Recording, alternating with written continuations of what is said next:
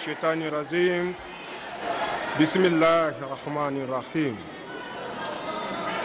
Son Excellence, le capitaine Ibrahim Traoré, président du Faso, chef de l'État.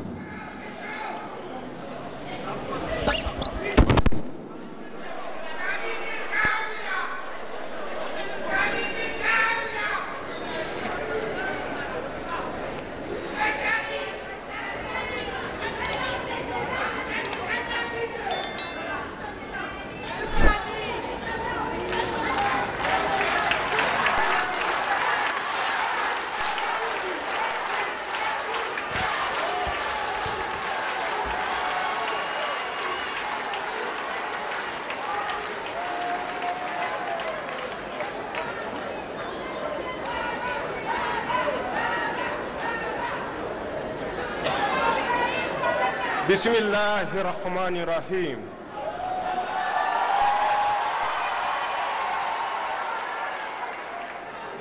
Son Excellence le capitaine Ibrahim Traoré, président du Faso, chef de l'État. Son Excellence le colonel Assimi Goïta, président de la transition, chef de l'État de la République du Mali. Monsieur le Premier ministre, Mesdames et Messieurs les membres des délégations du Burkina Faso et du Mali, Mesdames et Messieurs les membres du Conseil national pour la sauvegarde de la patrie et du gouvernement, Monsieur le gouverneur de la région de Niamey, Excellences, Mesdames et Messieurs les chefs des missions diplomatiques et représentants des organisations internationales, Messieurs et Mesdames, c'est un grand honneur pour moi de vous souhaiter la chaleureuse bienvenue chez vous, en terre sahélienne du Niger.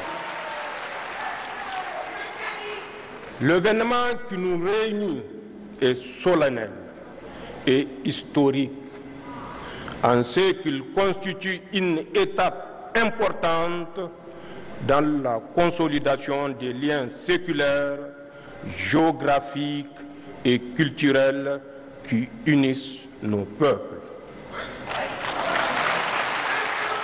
Le sommet objet de notre retrouvaille aujourd'hui est l'aboutissement de notre farouche volonté commune de reconquête de notre souveraineté nationale et de réhabilitation de notre dignité légendaire. Il se situe dans la droite ligne de l'adoption le 16 septembre 2023 de la charte du Liptako-Gourma instituant l'Alliance des États du Sahel.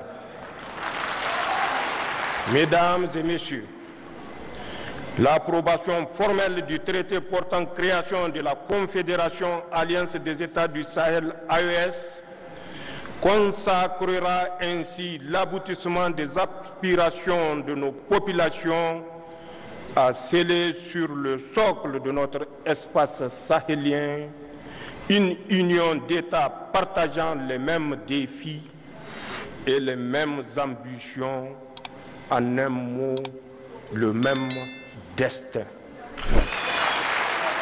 En effet, la formation de l'Alliance des États du Sahel a déjà permis d'édifier autour du Burkina Faso, du Mali et du Niger une coalition solide basée sur une architecture de défense commune et une mutualisation des moyens nourris par une solidarité fusionnelle à l'image de celles manifestées par les autorités et les peuples du Burkina et du Mali face à l'agression armée projetée par la CEDEAO contre le Niger.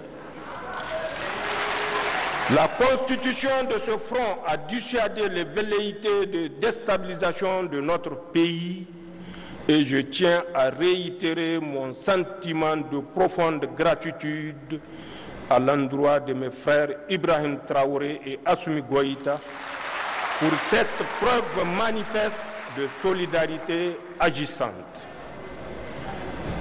Mon pays vous rend un vibrant hommage pour cette prise de position. Aujourd'hui, ce front constitue le rempart contre lequel s'écrasera tout projet d'agression contre la Confédération de l'Alliance des États du Sahel.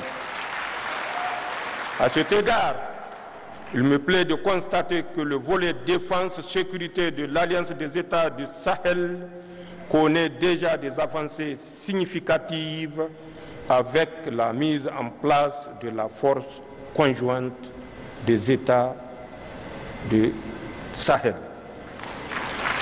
Au demeurant, sur le théâtre des opérations, nos armées mènent des opérations conjointes concluantes dans le Liptako-Gourma. Monsieur le Président Goïta et Traoré, la Confédération Alliance des États du Sahel va s'édifier donc sur un substrat qui assure la protection des populations contre toute menace d'agression terroriste, rébellion, banditisme armé ou tout acte hostile venant de l'extérieur. Je demeure convaincu que dans le contexte géopolitique actuel, l'Alliance des États du Sahel constitue le seul regroupement sous-régional efficient dans le domaine de la lutte contre le terrorisme, la CEDEAO ayant brillé par son déficit d'implication dans cette lutte.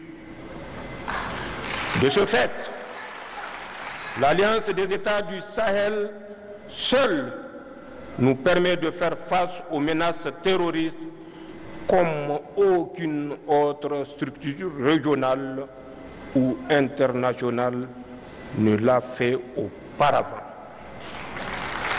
Chers collègues chefs d'État, tout en consolidant cet axe stratégique, il est nécessaire dans le contexte géopolitique actuel de coordonner nos actions diplomatiques tant au plan bilatéral qu'au sein des organisations multilatérales et harmoniser nos politiques extérieures pour garantir au mieux les intérêts de notre Confédération, Alliance, États du Sahel dans l'arène internationale. D'ores et déjà, des succès diplomatiques significatifs sont enregistrés, comme en témoigne le retour en force de nos États sur l'échiquier international, la reprise de la coopération avec les partenaires bilatéraux et multilatéraux, ainsi que la conclusion des partenariats stratégiques nouveaux. Concernant l'axe développement, il est urgent de créer les conditions d'une véritable sécurité alimentaire dans les pays de l'Alliance et mettre en place le dispositif économique, financier et monétaire nécessaire au financement du développement et à l'investissement productif dans l'espace des États de l'Alliance. L'essor économique de nos États réside également dans l'industrialisation en vue de la transformation sur place de nos produits et de nos richesses en ressources naturelles. De même que la solidité de notre confédération repose sur notre capacité à édifier les infrastructures d'interconnexion, routes, compagnies aériennes, réseaux ferroviaires, ainsi que des projets structurants dans le domaine de l'agroalimentaire, des industries extractives et de l'énergie.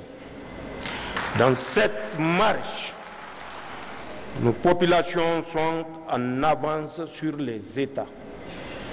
En témoigne l'engouement suscité chaque jour par l'Alliance des États du Sahel auprès de nos jeunes et de nos femmes, car cet élan populaire constitue le meilleur gage de construction d'une confédération de peuples et non un édifice bureaucratique. Chers collègues chefs d'État, nos délibérations permettront assurément d'adopter l'armature juridique et institutionnelle permettant de donner corps et identité à la Confédération Alliance des États du Sahel. Nos peuples ont irrévocablement tourné le dos à la CEDEAO. Il nous appartient aujourd'hui de faire la Confédération Alliance des États du Sahel, une alternative à tout regroupement régional factice en construisant une communauté souveraine des peuples, une communauté éloignée de la mainmise des puissances étrangères, une communauté de paix, de solidarité, de prospérité basée sur nos valeurs africaines. Les hauts fonctionnaires et les ministres des Affaires étrangères ayant finalisé et adopté le projet de traité, c'est avec un réel plaisir que je marque mon accord solennel à la création de la Confédération Alliance des États du Sahel. J'approuve également le projet de règlement intérieur du Collège des chefs d'État de la Confédération Alliance des États du Sahel.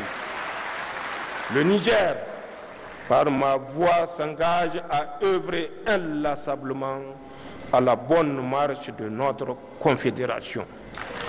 C'est sur ces notes d'engagement et d'espoir que je déclare ouvert le premier sommet des chefs d'État de l'Alliance des États du Sahel.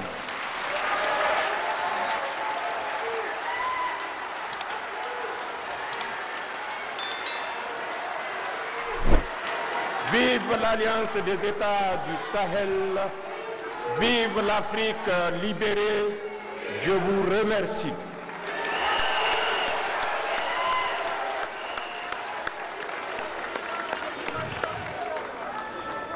Merci, Excellence. Merci. Excellence, honorable assistance, nous sommes au terme de la cérémonie d'ouverture. Mais les travaux du premier sommet vont se poursuivre dans une autre salle réservée à cet effet. Donc les chefs d'État vont se retirer à huis clos. Bien sûr, après le huis clos, il est prévu une cérémonie de clôture. Donc, ils vont se retirer et revenir tout à l'heure où il y aura à l'occasion des signatures de textes et bien d'autres menus au programme de cette cérémonie de clôture. Ça veut dire que nous allons continuer en animation le temps que les chefs d'État se retirent à huis clos et revenir dans la salle pour la clôture. Nous demandons au protocole de bien vouloir assurer l'office de conduire les chefs d'État dans la salle de huis clos. Donc, ils vont se retirer pour une trentaine de minutes. Et il y aura la signature des textes ici.